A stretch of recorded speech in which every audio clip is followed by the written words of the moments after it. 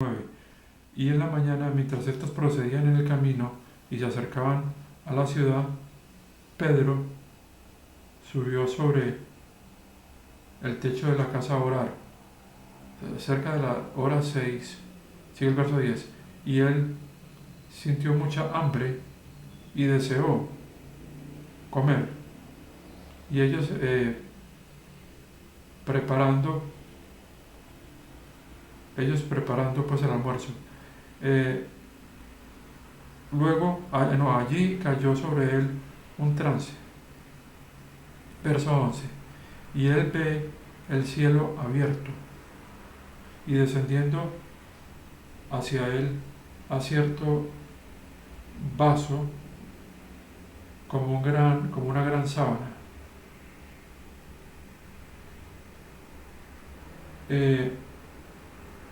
Tomada o atada a las 4 esquinas, o sea, los 4 extremos, y descendiendo sobre la tierra. Sigue el verso 12. En el cual en esta sábana todas las bestias de cuadrúpedas de la tierra y las bestias salvajes y las cosas que se arrastran y las aves del cielo. Verso 13. Y vino una voz a él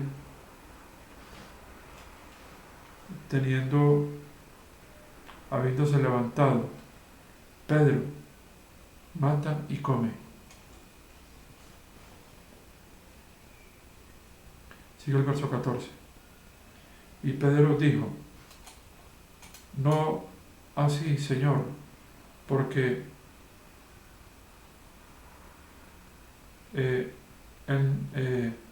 porque nunca como nada común o sucio, o impuro. O sea, él está recordando ahí que como judío él es obediente a los preceptos del judaísmo. Pedro, que él no come nada común o impuro, recordando entonces que Pedro estaba bajo la obediencia de los mandamientos del Antiguo Testamento, y ya estamos en el capítulo 10 del libro de los Hechos.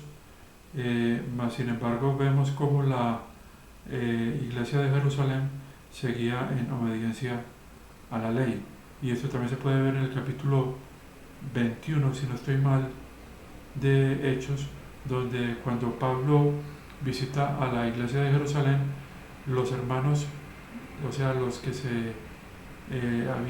creyentes en el Evangelio del Reino, decían que todos en la iglesia de Jerusalén estaban obedientes a la ley. También mencioné cómo en Hechos 15 se presenta una discusión sobre si los gentiles que se estaban añadiendo a la iglesia de Dios, lo cual se explica como ramas silvestres en el libro de Romanos capítulo 11, si ellos debían recibir, es decir, si ellos debían circuncidarse y obedecer la ley de Moisés, como lo estaban haciendo los creyentes de la iglesia de Dios de Jerusalén.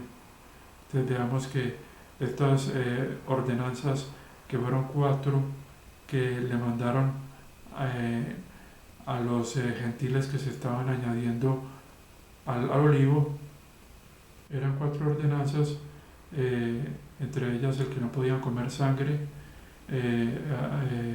alejarse de la fornicación o la prostitución, tampoco podían comer animal estrangulado o ahogado.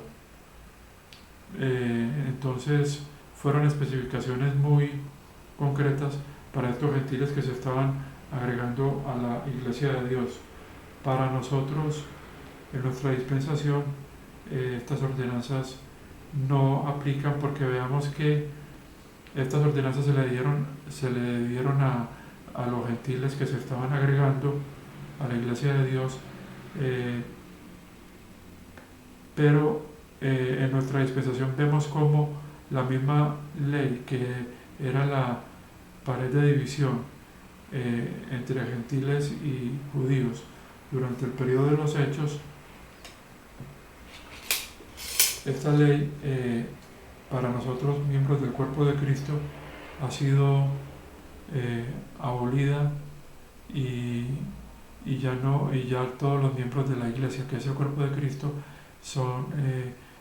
comparten en igualdad, son coherederos, copartícipes, sin ningún distingo entre judíos y gentiles, como lo había, que había ciertas preferencias en la iglesia de Dios, de que el mismo evangelio se debía predicar primero a los judíos y luego a los gentiles. Capítulo 10. Y Pedro dijo: no así, Señor, porque nunca he comido nada común o impuro. Y de nuevo hay una voz, una segunda vez, hacia Pedro: lo que Dios limpió, tú no lo declaras común, no lo declares común. Sigue el verso 16.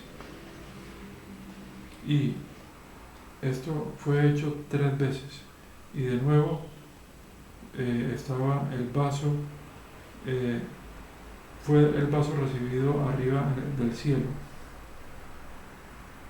Y Pedro, fíjense que estas señales, que como estas visiones o trances que sufrió el apóstol Pedro, que fueron características de otros eventos sobrenaturales, no ocurren durante nuestra dispensación. Por ejemplo, en esta época el mismo Pedro fue sacado, más adelante vamos a ver cómo el mismo Pedro fue sacado de la cárcel con la ayuda de un ángel, y otros, en esta época se daba el hecho de que los creyentes que tomaban indignamente o participaban indignamente de la cena del Señor podían caer muertos, como por juicio por tomarla indignamente. Y realmente nosotros vemos como hoy en día hay muchas denominaciones que toman la cena del Señor, realmente es como que la tomaran indignamente, porque a veces no se llevan ni el método bíblico de esta participación, que incluso más adelante quisiera comentar algo de la cena del Señor. Entonces, y muchas más cosas que pasaron, como milagros hechos por Pedro, por Pablo, liberación de endemoniados, o sea, exorcismo pues de espíritus, y cosas que ahora, sanaciones, cosas que ahora no se presentan en nuestra dispensación. Continúo. El verso 16, no, el 17. Y Pedro estaba perplejo en sí mismo sobre lo que la visión que él vio pudiera hacer. O sea que estas visiones, incluso uno puede relacionar esto con la profecía de Joel, donde se dice que cuando se presentó el derramamiento del Espíritu, habla Pedro de que es el cumplimiento de una profecía que sabemos que está en Joel. Y allí se dice, por ejemplo, para tomar algunas ideas, dice el apóstol Pedro lleno del Espíritu Santo, dice en el verso 16 del capítulo 2: pero esto es lo cual ha sido hablado a través del profeta Joel. Verso 17: y será en los últimos días, dice Dios, que yo derramaré de mi espíritu sobre toda carne, y sus hijos soñarán sueños, y también sobre mis siervos y sobre mis siervas, y en esos días haré signos en la tierra debajo, sangre y fuego y vapor de humo. Y continúa pues con los eventos sobrenaturales. Entonces quise relacionar estas visiones que tenía Pedro. Recordemos que en esta época del periodo de los Hechos, la profecía todavía, perdón, el canon bíblico todavía no se había completado, y entonces estaban los apóstoles todavía recibiendo revelación de nuestro Señor Jesucristo, Y entonces por eso era que estos dones de profecía, de ciencia, de palabra de conocimiento, era información o revelación que posteriormente quedó consignada en las Sagradas Escrituras. Pero nosotros ahora tenemos el canon completo y ya el canon está completo y ya no hay nueva revelación. Lo hemos visto, por ejemplo, en el libro del Apocalipsis, donde se menciona que el que añada o el que quite palabras de esa profecía. Y también vemos cómo el mismo apóstol Pablo dice que, hablando de esta revelación del secreto, de que a él el Señor Jesucristo le encargó que completara, esto está en Colosenses 1, 25 y 26, que completara la palabra de Dios. Sabemos que el apóstol Pablo escribe la segunda carta a Timoteo como último libro de las epístolas. Y Pedro, como había dicho, y Pedro estaba perplejo en sí mismo lo que la visión que él vio pudiera ser. Luego, los hombres quienes habían sido enviados por Cornelio, habiendo inquirido por la casa de Simón, se pararon en la puerta, verso 18, y habiendo llamado, ellos estaban preguntando si Simón, cuyo sobrenombre es Pedro, se aloja allí, o se aloja aquí. Continúo.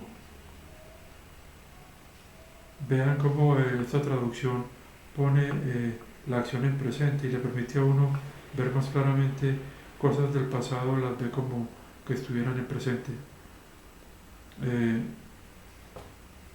Verso 19.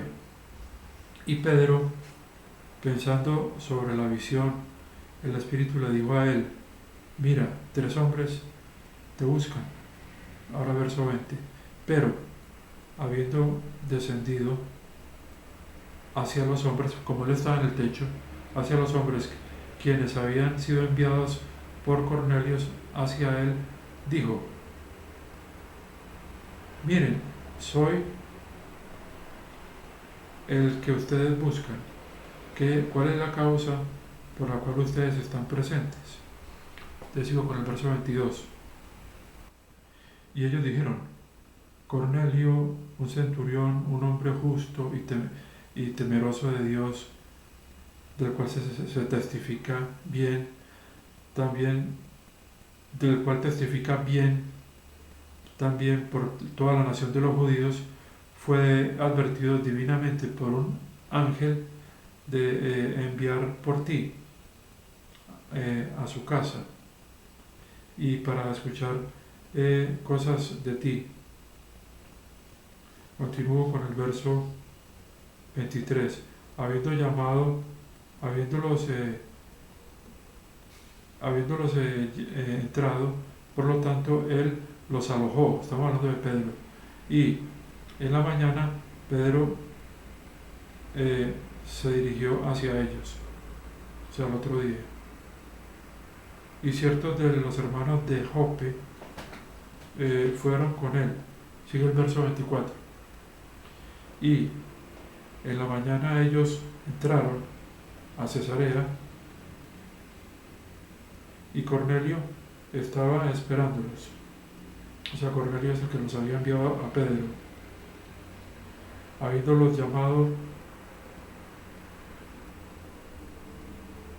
llamado a su familia y a sus amigos cercanos. Sigue el verso 25. Y sucedió que Pedro entró.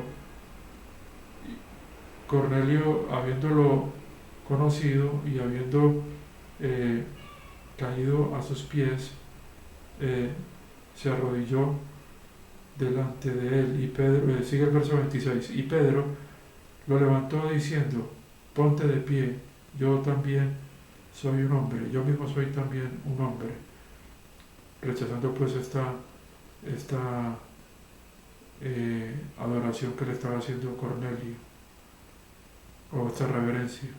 Verso 27, y hablando con él entró y encuentra muchos que habían venido juntos, o sea, los amigos y familiares de Cornelio.